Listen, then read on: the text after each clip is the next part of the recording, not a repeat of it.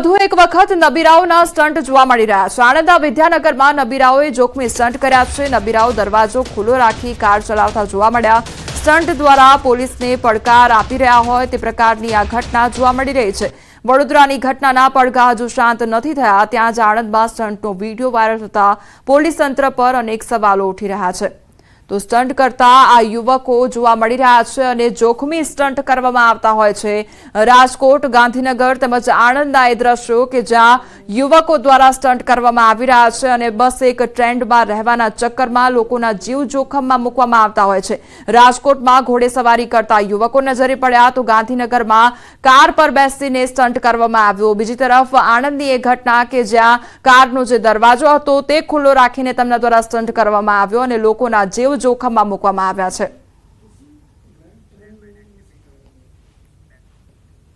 વલસાડના ભાગલ ગામમાં પરંપરાગત રીતે બળદગાડા રેસ યોજાઈ હતી અને આજના યુગમાં પણ બળદનું મહત્વ સમજાવવા અને ખેડૂતોની સંસ્કૃતિ અને પરંપરાગતને જીવંત રાખવા માટેના પ્રયાસના ભાગરૂપે દર વર્ષે બળદગાડા રેસ યોજવામાં આવે છે। આ રેસમાં ભાગલ ગામના ખેડૂતોએ ભાગ લીધો હતો તેમજ આયોજકો દ્વારા સ્પર્ધકોને પ્રોત્સાહિત પણ કરવામાં આવ્યા હતા। ઉલ્લેખનીય છે કે આજના આધુનિક યુગમાં યુવાનો અને બાળકો મોબાઈલ અને ઇન્ટરનેટની દુનિયામાં વ્યસ્ત રહેતા હોય છે, તેથી આ રેસનું આયોજન કરી બાળકો અને યુવાનોમાં બળદગાડાનું મહત્વ સમજાવવાનો પ્રયાસ કરવામાં આવે છે।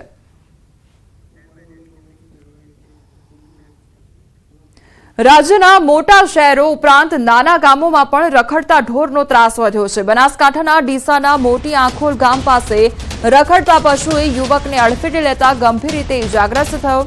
યુવક પોતાના ઘર તરફ જતો હતો તે સમયે રખડતા ઢોરે અડફેટે લીધો હતો। યુવકને ગંભીર ઇજાઓ પહોંચતા સારવાર અર્થે ડીસા સિવિલ હોસ્પિટલ ખાતે ખસેડવામાં આવ્યો હતો। ડીસા સિવિલ હોસ્પિટલ ખાતે સારવાર આપ્યા બાદ વધુ સારવાર માટે પાલનપુર ખસેડવામાં આવ્યા।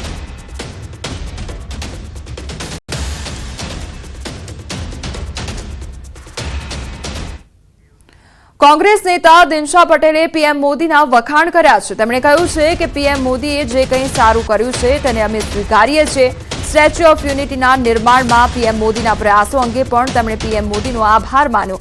પૂર્વ કેન્દ્રીય મંત્રી અને કોંગ્રેસ નેતા દિનશા પટેલે ઉમેર્યું કે પીએમ મોદી મારા મિત્ર છે અને મને સારી રીતે આદર પણ આપે છે તેવી વાત તેમના દ્વારા કરવામાં આવી છે।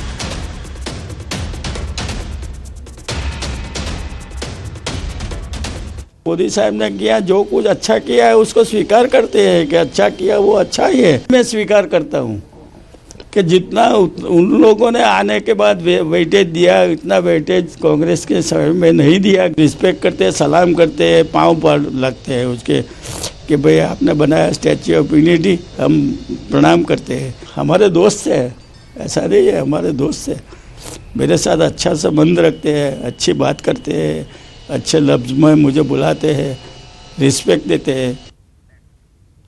સુરતમાં મહિલાના મોતને લઈને ગામ લોકોનો વિરોધ કરવામાં આવી રહ્યો છે। લવેટ ગામમાં મહિલાનું મોત કરંટ લાગવાથી થયું હોવાનો આક્ષેપ કરવામાં આવ્યો છે। ગામ લોકો અને મૃતક મહિલાના પરિવારજનોનો આક્ષેપ છે કે ખેતરના ફેન્સિંગ તારમાંથી કરંટ લાગવાથી મોત થયું છે। અમે ખેતર માલિકને ફોન કર્યો પણ તેઓ હજી સુધી ફરક્યા પણ નથી। ખેતરના માલિક નહીં આવે ત્યાં સુધી અંતિમ સંસ્કાર નહીં કરવામાં આવે તેવી ચીમકી પણ ગ્રામ લોકો દ્વારા ઉચ્ચારવામાં આવી છે।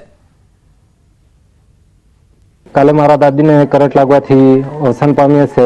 અમે ખેતરવાળાને જાણ કરી છે કે તમારા તાર ફેન્સિંગથી કરંટ લાગ્યો છે અને તે મરણ પામ્યા છે, પણ તે ખેતરવાળા હજી સુધી અહીંયા હાજર થયો નથી ને હાલમાં જે એ ખેતીનું સંચાલન કરતા છે ચેતન પંડ્યા તે પણ અહીંયા હાજર નથી। અમારી માંગ છે કે જ્યાં સુધી તે લોકો નહીં આવે ત્યાં સુધી અમે અહીંયાથી લાશ ઉપાડવાના નથી। અમે આવ્યા એટલે 108માં અમને પીએમ માટે લઈ ગયા, સારવાર માટે લઈ ગયા। આ પછી મૂળ જાય ડૉક્ટર સાહેબે કર્યા, પછી માલિકને પણ અમે જાણ કરી છે સાહેબ। 11 વાગ્યા સુધી જાણ કરી, અમે આવીએ છીએ એવું કહે છે, અત્યાર સુધી આવ્યા નથી। માંગણી હવે એમનું પરિવાર જે ઈચ્છે એક માલિક જોડે ચર્ચા થાય એ અમને મંજૂર છે। ભરૂચમાં મહિલાના આત્મહત્યા મામલે વિવાદ વધુ વકર્યો છે। પોલીસના ત્રાસથી આત્મહત્યા કર્યાના આક્ષેપ વચ્ચે લોકોએ ઉગ્ર વિરોધ દર્શાવ્યો છે। આ મામલે તાત્કાલિક પગલાં લેવા ગ્રામજનોએ રસ્તા પર ઉતરી રસ્તો જામ કર્યો છે। પીએમ કર્યા બાદ તેનો વિડીયોગ્રાફી છે કે નહીં એ બાબતે પણ સવાલ થઈ રહ્યા છે। નોંધનીય છે કે સુસાઇડ નોટમાં મહિલાએ PI MK Parmar, constable Rajendrasinh અને સંદીપભાઈનો ઉલ્લેખ કર્યો છે। ગુજરાતને અડીને આવેલા મહારાષ્ટ્રના સાતપુડા ગિરિમાળામાં વર્ષોથી ચાલી આવેલ પરંપરાને આજે પણ આદિવાસી સમાજના લોકોએ જીવંત રાખી છે। દર વર્ષે પરંપરાગત રીતે અનોખી રીતે હોળી પર્વની હર્ષોલ્લાસથી ઉજવણી કરવામાં આવે છે। અહીં મુખ્યત્વે ધૂળેટીના દિવસે આખી રાત નાચગાન બાદ બીજા દિવસે વહેલી સવારે હોળી પ્રગટાવવામાં આવે છે।